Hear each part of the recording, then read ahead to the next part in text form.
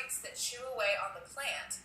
When attacked by an army of spider mites, the beans release an essential oil to the wind that attracts a specific species of wasp that feeds on the spider mites. With the arrival of the troops of hungry wasps, the problem of the lima beans has been solved. So that is really, really incredible that these oils are so smart and so intelligent, and they also help protect. So an example of that is in the eastern and Midwest United States. There are often dry periods each year, such as late summer or early fall. And during these times when the wind isn't blowing, one can often see a haze hovering over the forested hills and valleys in the late afternoons. So this haze, you guys, isn't smoke, and it's actually not fog. It's a cloud of essential oil molecules emitted by the trees to blanket the forest and reduce evaporation to preserve the moisture. So this is actually where the Great Smoky Mountains got their name. It's not from smoke, but it's from essential oils. So that just blew my mind when I read that. And if essential oils can do these things for plants, just imagine what they can also do for our bodies. So there's 3 basic ways to use essential oils. And the first one is topical. And Susan, can you explain to them how we use these topically? Yeah, so this is one of the reasons that essential oils have become so popular, in my opinion. It's just because they're so easy to use, and of course they work really quickly.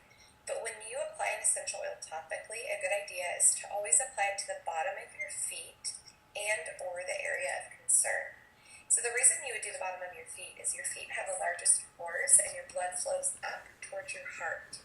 And so when you apply an oil to the bottom of your feet, because it's a lipid, it's able to get into your bloodstream and begin servicing every cell within 30 to 45 seconds, which is fascinating when you think about how many cells we have. So it's very effective. It's a very effective place to apply the oils.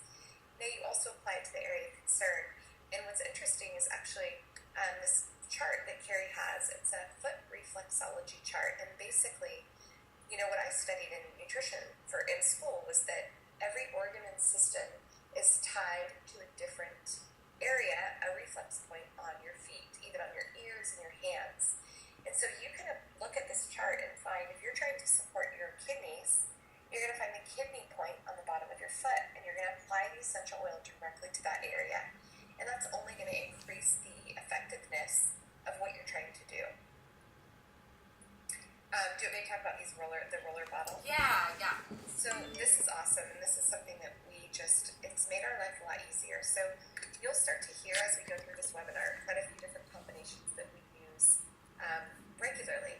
And when I say regularly, I mean I'm using it on our family of 4 every day. And so part of that is you've got to make this easy so that you're doing it. If you put it in a 10 milliliter roller bottle, and then you do 20 to 30 drops of each essential oil, and then you top it off with the fractionated coconut oil.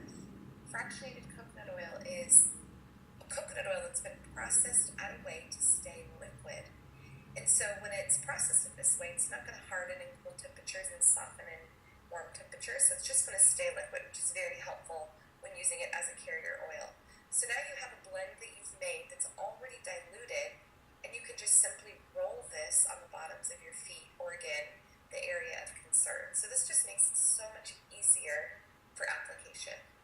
Yeah, and you can find these roller balls on Amazon, or if you go to your local health food store, they're probably going to have a little section there with empty roller balls, spray bottles, and stuff like that. I had never noticed that section of the health food store until I started using essential oils, and I went, oh my gosh, that's what all this has been here for. So, and they're super cheap. Roller balls are usually, 60 cents a piece or something like that.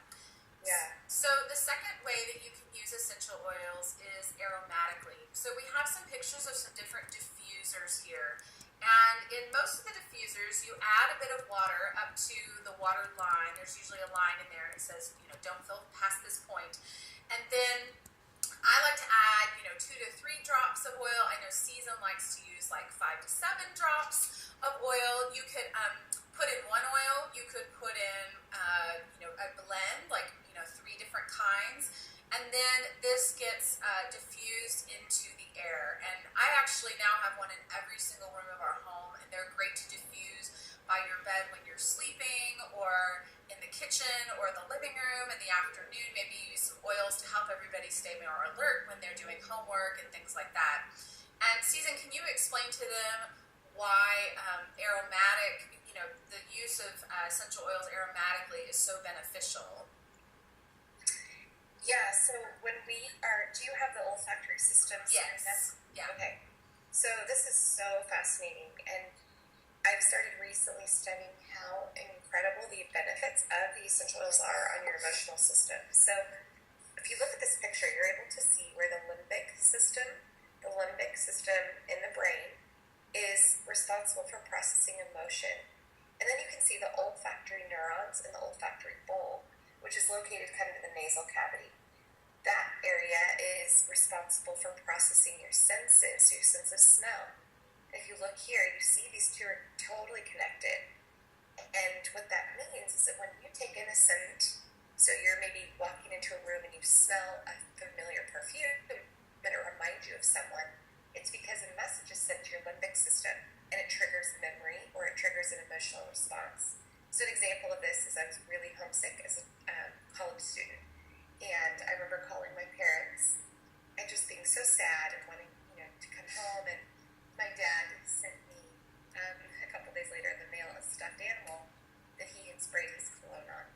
And I just think, now I giggle and it was so sweet. And part of that was because it brought me so much comfort because it smelled like him. So it's really fascinating that we can actually now use essential oils, and I say now, people have been using this for years, to help reduce feelings of anxiousness, to help improve and boost the mood when we're feeling down. And it's so incredible and it's so effective. So the third way that you can use essential oils is internally. Now, if you're going to choose to use them internally, you only want to do this with therapeutic grade essential oils that have no chemical solvents or any other oils that they've cut to make the oil cheaper or anything like that. But when used internally, they can be very therapeutic.